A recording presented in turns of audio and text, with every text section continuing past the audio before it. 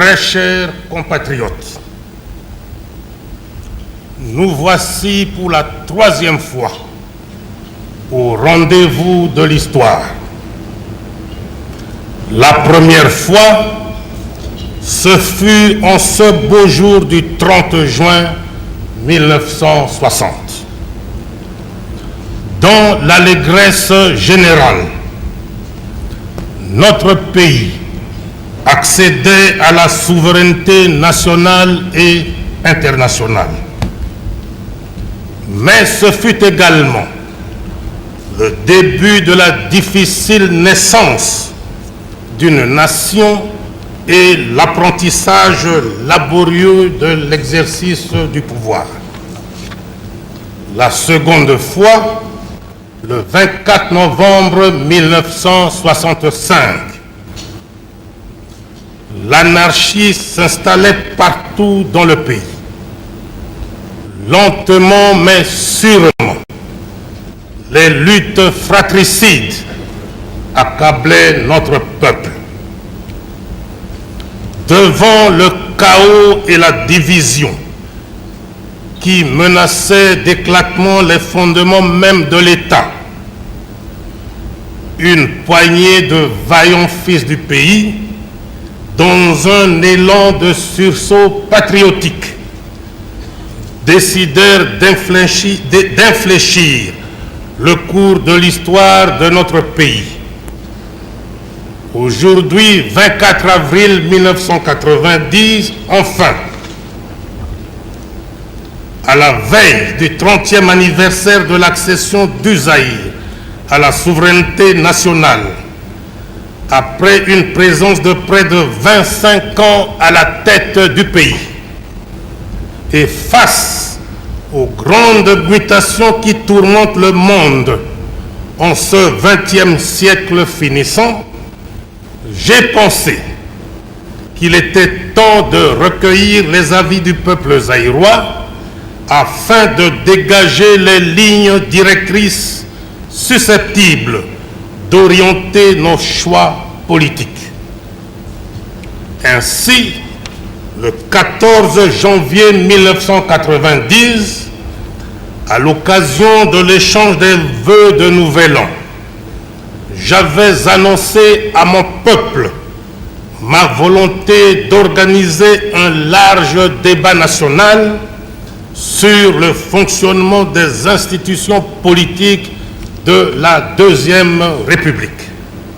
À ce sujet, j'ai sillonné toutes les régions du pays, de l'Est à l'Ouest, du Nord au Sud, empruntant tous les moyens de transport disponibles, à savoir jeep, voitures, bateaux, hélicoptères, petits porteurs et jets. Il ne manquait plus à cette liste que le train, le vélo et bien sûr la pirogue. Je me suis mis à l'écoute de la majorité silencieuse. Ces interrogations, ces inquiétudes et ces aspirations ont retenu toute mon attention. J'ai recueilli des mémorandums aussi bien individuels que collectifs. J'ai reçu en audience différents groupes socio-professionnels tels que professeurs, missionnaires, opérateurs économiques, médecins, avocats, fonctionnaires, chefs coutumiers, femmes commerçantes, étudiants. Tout a été pris en compte et a fait l'objet de ma profonde réflexion, même le mémorandum des évêques. Je voudrais saisir l'occasion que m'offre cette adresse à la nation pour remercier du fond du cœur le peuple zaïrois de l'accueil chaleureux et patriotique qui a été réservé à moi-même et à la maman présidente. Bravant pluie, soleil et fatigue, partout, les filles et les fils du Grand Zaïre se sont surpassés et nous ont témoigné avec joie et enthousiasme leur indéfectible attachement. J'en suis profondément touché et je leur resterai infiniment reconnaissant. Je me dois également de féliciter le peuple zaïrois pour son sens élevé du nationalisme et sa maturité politique. En effet, durant toute la période de consultation populaire, en dépit d'un battage médiatique d'intoxication et de démobilisation que de mémoire de chef, je n'ai jamais connu au Zaïre, le peuple zaïrois a démontré une fois de plus qu'il n'était pas prêt de régler son mode de vie sur la base de la manipulation et de la désinformation. Très chers compatriotes, 30 ans après l'accession de notre pays à l'indépendance, nous sommes aujourd'hui à la croisée des chemins et devant des choix nouveaux. À l'analyse de tous les mémorandums qui m'ont été adressés, j'ai été surpris de constater que le peuple à qui j'avais demandé de se prononcer seulement sur le fonctionnement des institutions politiques a plutôt axé l'essentiel de cette doléance sur les difficultés qu'il éprouve dans sa vie quotidienne. Ainsi, au plan social, on pourrait retenir notamment la dégradation des infrastructures sociales, hôpitaux, écoles, universités, édifices publics. À cela, il faut ajouter la vétusté des formations médicales, la carence en équipements et en médicaments, l'insuffisance du personnel médical, la surpopulation dans les salles de cours ainsi que dans les résidences universitaires et les internats, la modicité des rémunérations des agents de l'administration publique, le sous-emploi des cadres universitaires, certains abus qui se commettent par-ci, par-là. Au plan économique, il m'a été signalé, entre autres, la dégradation des voies de communication, routes, voiries, télécommunications, le poids de la fiscalité et de la parafiscalité, les tracasseries administratives, les invendus dans les collectivités rurales, la détérioration des termes de l'échange du paysan, l'insuffisance d'énergie électrique dans certaines régions du pays. De l'examen de ces mémorandums, j'ai été heureux de constater que le peuple n'a pas remis en cause un certain nombre d'acquis. En effet, de Bukavu à Matadi, de Lubumbashi à Kisangani, partout, c'est l'affirmation de l'identité nationale et la sauvegarde de l'unité, le souci de l'intégrité territoriale et la préservation de la paix retrouvée. Au-delà de ces acquis incontestés, le peuple exige des changements importants au niveau des cadres, des institutions ainsi que du fonctionnement de celles-ci. Très chers compatriotes, pour en revenir à la question fondamentale que j'ai posée le 14 janvier 1990 sur le fonctionnement de nos institutions politiques, en dehors de toute considération économique ou sociale, la réaction de mon peuple ne s'est pas fait attendre.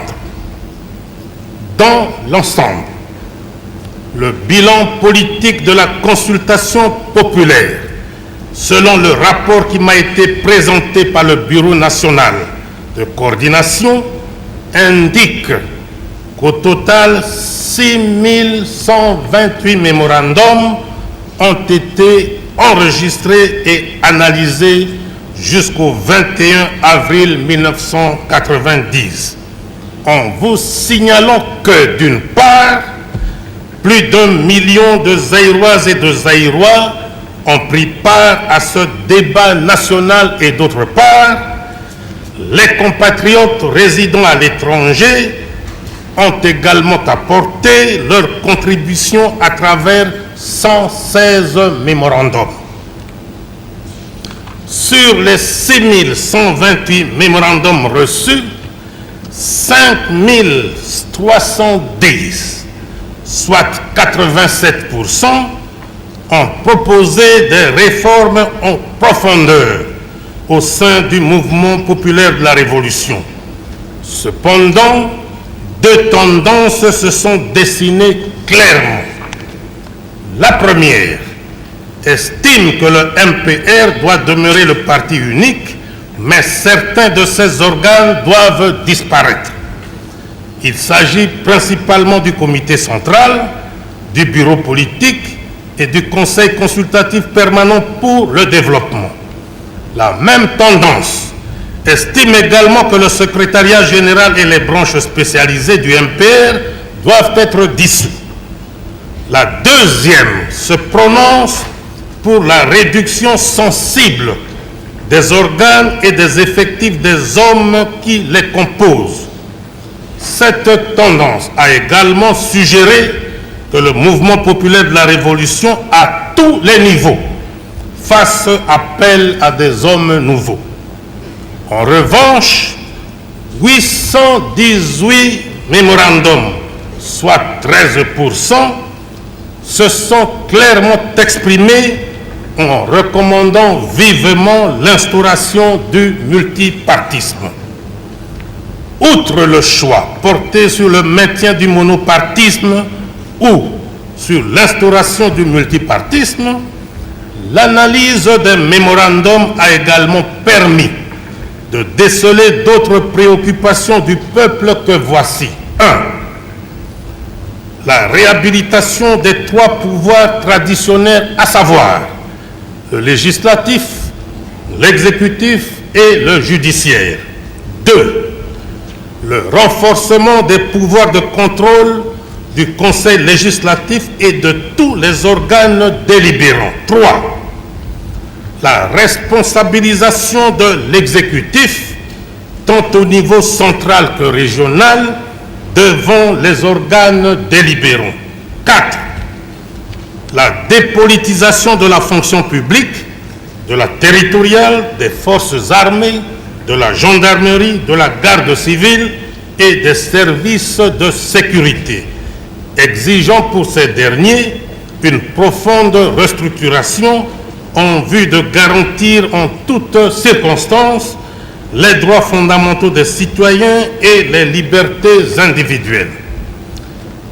Très chers compatriotes, après avoir mûrement réfléchi et contrairement à mon engagement de suivre l'opinion de la majorité, j'ai estimé, seul devant ma conscience, devoir aller au-delà des vœux exprimés par la majorité du grand peuple du Zaïre.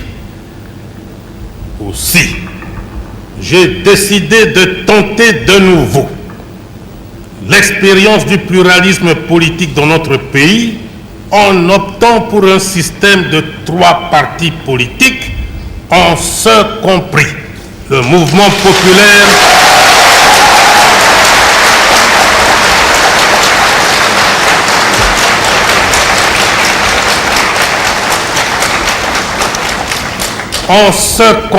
le mouvement populaire de la Révolution, avec à la base le principe de la liberté pour chaque citoyen d'adhérer à la formation politique de son choix.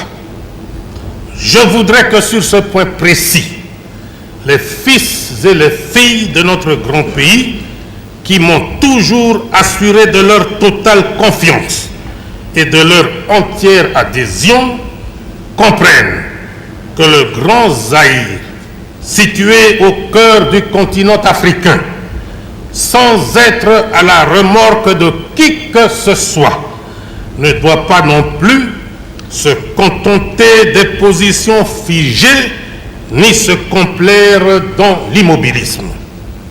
Il doit être en mesure de s'adapter à toutes les circonstances et de démontrer que sa volonté de bâtir une société véritablement démocratique ne saurait d'aucune manière être mise en doute. Mais, fort de l'expérience du multipartisme de la Première République, j'estime que le changement qu'ensemble nous allons conduire dans ce domaine devra éviter les erreurs du passé. Raison pour laquelle, dans mon esprit, le multipartisme ne doit entraîner ni prolifération ni bipolarisation des formations politiques. Nous devons surtout éviter que le multipartisme ne devienne au Zaïre synonyme de multitribalisme. Le multipartisme doit être considéré comme la manifestation d'une volonté réelle de dépassement des tendances tribales, régionalistes et séparatistes. Voilà pourquoi les trois partis devront justifier d'une représentativité nationale suffisante. Si j'ai pris la résolution d'aller au-delà de la volonté exprimée par la majorité, j'ai voulu, ce faisant, favoriser l'avènement d'une nouvelle ère de confrontation des idées et de débat politique dans un cadre pluraliste. Très chers compatriotes, l'ouverture dans laquelle aujourd'hui j'engage le peuple zaïrois doit être également l'occasion de conquérir davantage les cœurs de la jeunesse de notre pays. Cette jeunesse si généreuse et si vivante doit en effet se sentir au centre de nos préoccupations. Elle ne doit pas être victime des surenchères et pour qu'elle soit une véritable force de changement, elle doit être mieux formée, moins inquiète de son avenir. J'instruirai donc le gouvernement à formuler une nouvelle politique de la jeunesse ardue et axée sur les deux pôles de la formation et de l'emploi. Très chers compatriotes, j'ai parlé des biens de choses et de tout le monde. Je n'ai pas parlé de moi. Que devient le chef dans tout cela? À cet égard, permettez-moi de relever en premier lieu une constatation. Le peuple zaïrois s'est clairement prononcé sur ma personne et a demandé que je continue de présider aux destinées de notre pays.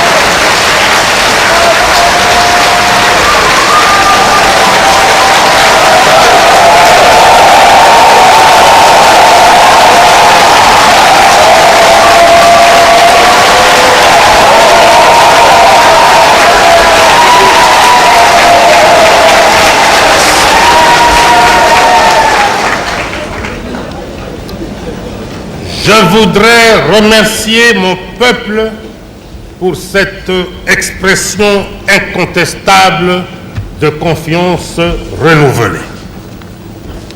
dans le nouveau paysage politique zaïrois. Quel sera le nouveau rôle du chef?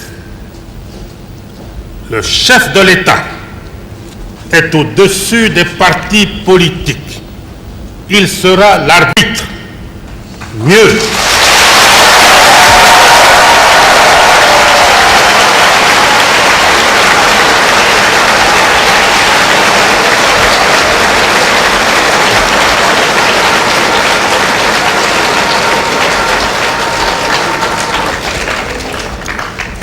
il sera l'arbitre, mieux, l'ultime recours. Avec la révision constitutionnelle, le chef cesse d'être le chef de l'exécutif. De ce fait,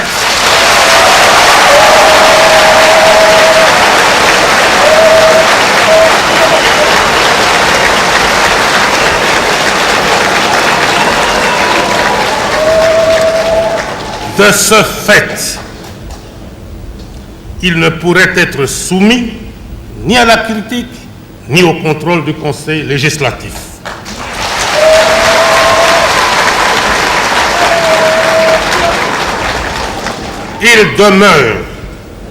Il demeure le garant de l'indépendance nationale, de l'intégrité territoriale et constitue le dernier rempart de la nation.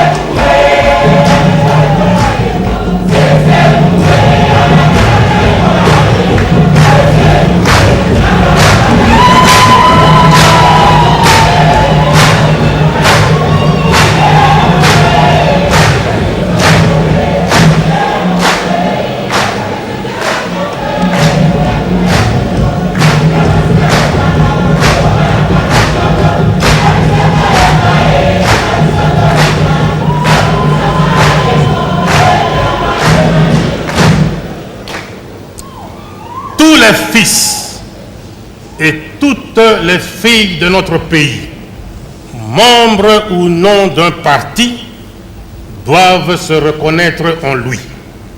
Et quoi qu'il arrive, en sa qualité de chef, se situant au-dessus de la mêlée, il s'engage à demeurer le dénominateur commun, c'est-à-dire le rassembleur, le pacificateur et l'unificateur.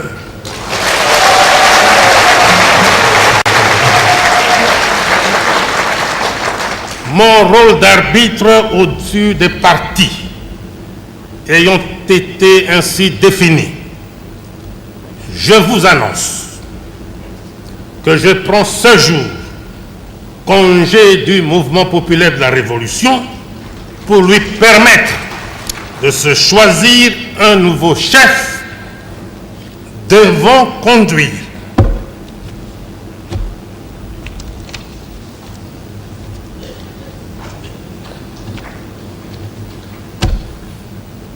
comprenez mon émotion.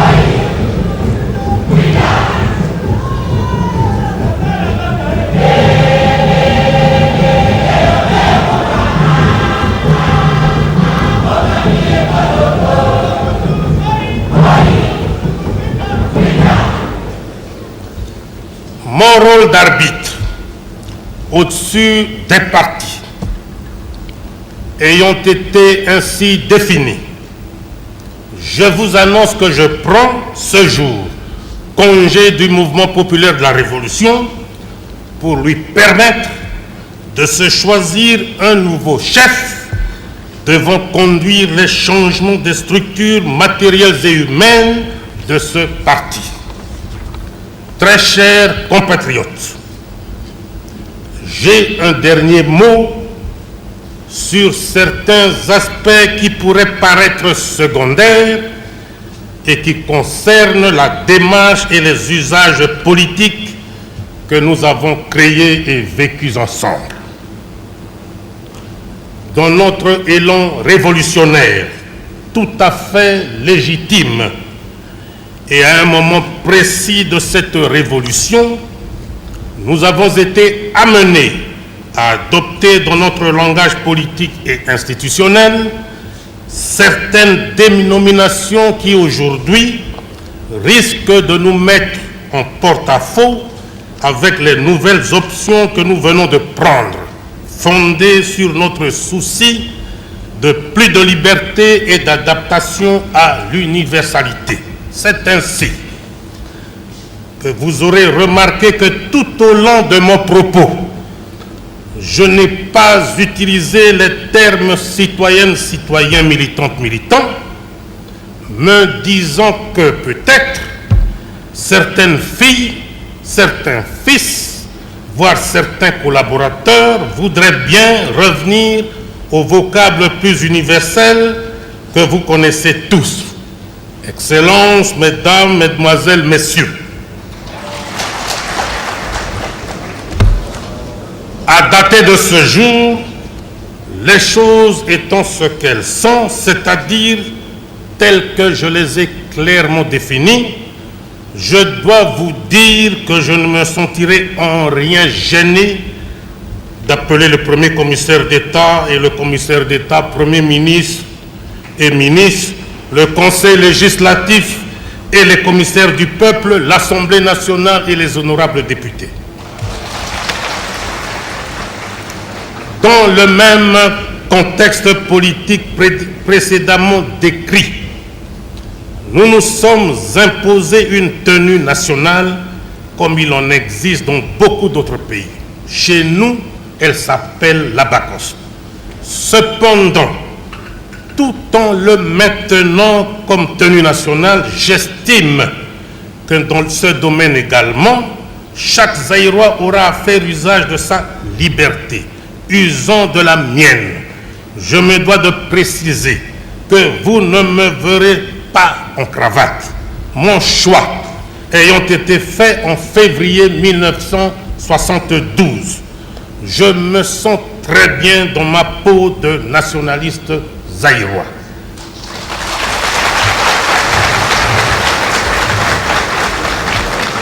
Très chers compatriotes, toutes ces réformes, vu leur ampleur, requièrent une période de transition nécessaire et suffisante, surtout pour permettre aux nouvelles formations politiques de se structurer et de s'installer sur l'ensemble de notre territoire, ainsi qu'au mouvement populaire de la Révolution, de se restructurer au regard du nouveau paysage politique.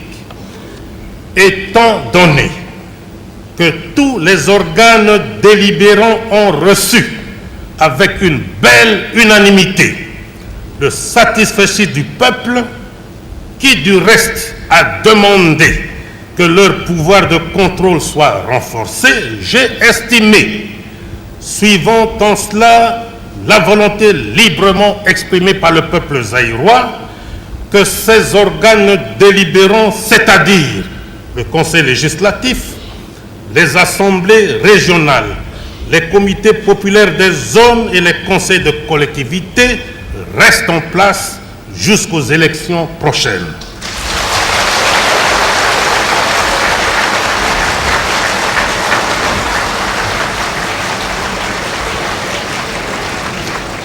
En ce qui concerne l'actuelle équipe de l'exécutif, après l'énoncé de toutes ces mesures, elle est réputée démissionnaire et chargée d'expédier les affaires courantes.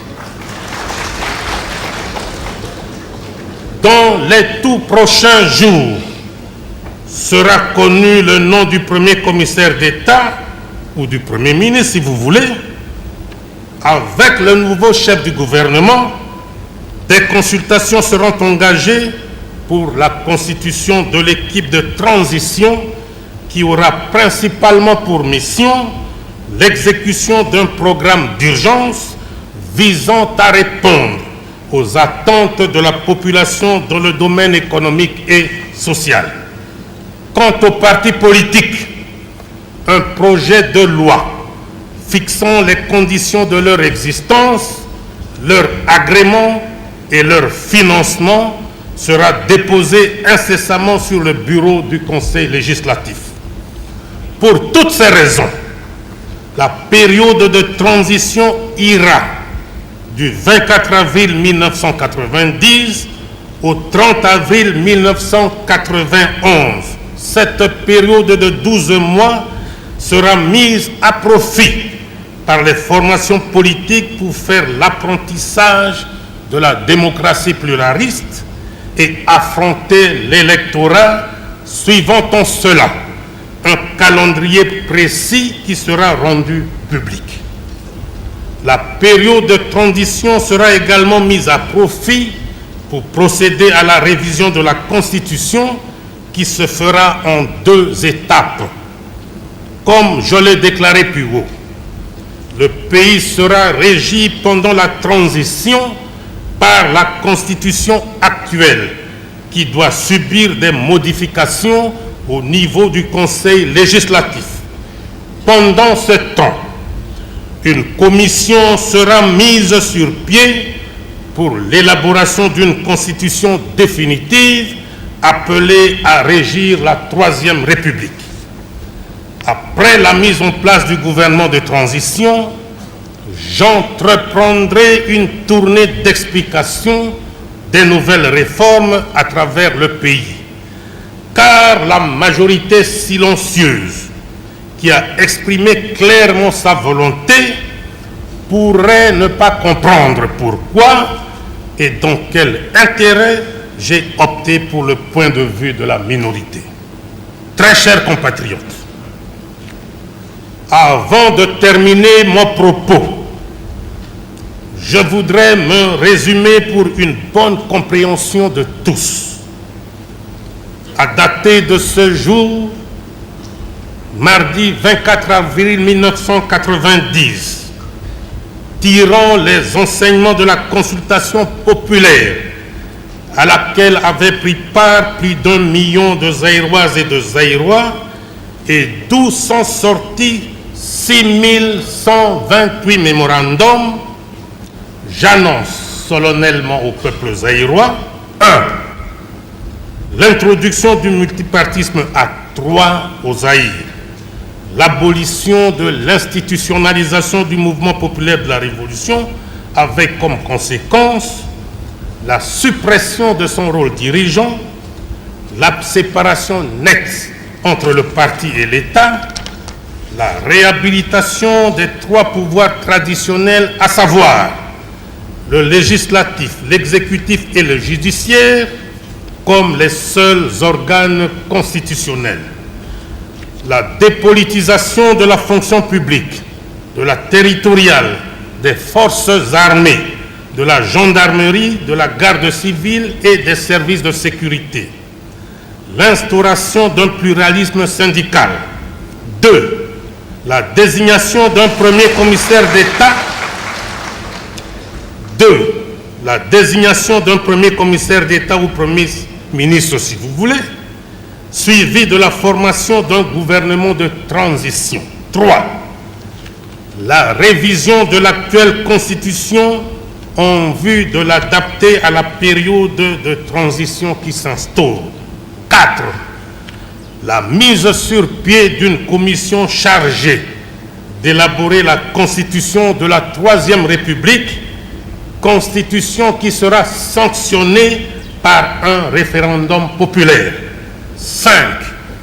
L'élaboration enfin d'un projet de loi devant régir les partis politiques dans notre pays et organiser leur financement.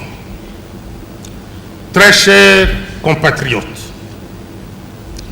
ce mardi 24 avril 1990, une page nouvelle de l'histoire politique de notre pays vient de s'ouvrir et je me permets de nourrir des grandes espérances sur l'avenir de nos institutions, prémisse de tout progrès.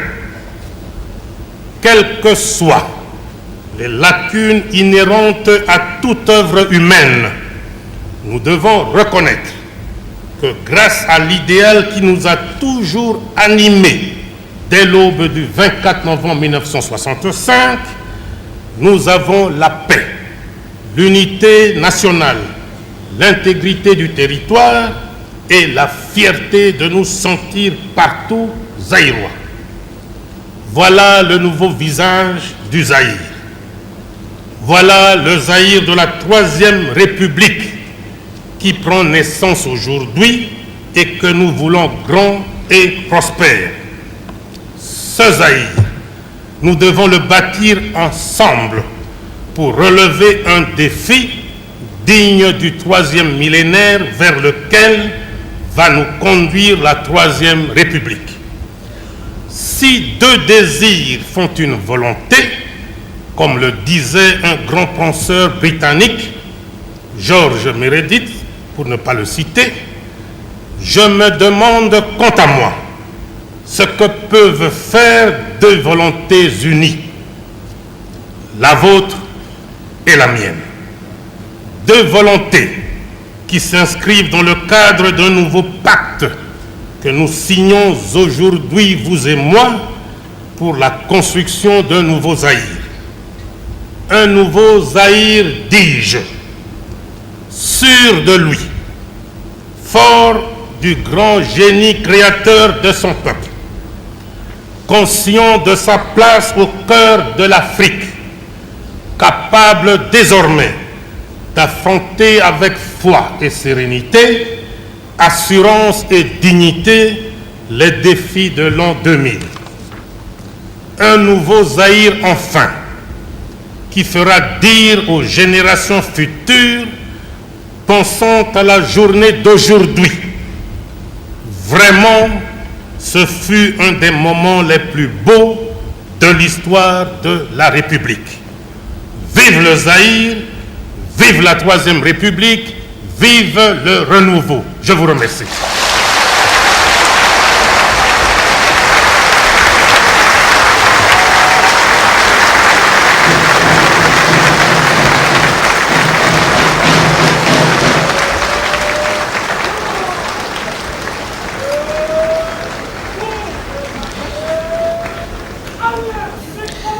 Chers amis téléspectateurs, vous venez donc là de vivre avec nous un moment historique.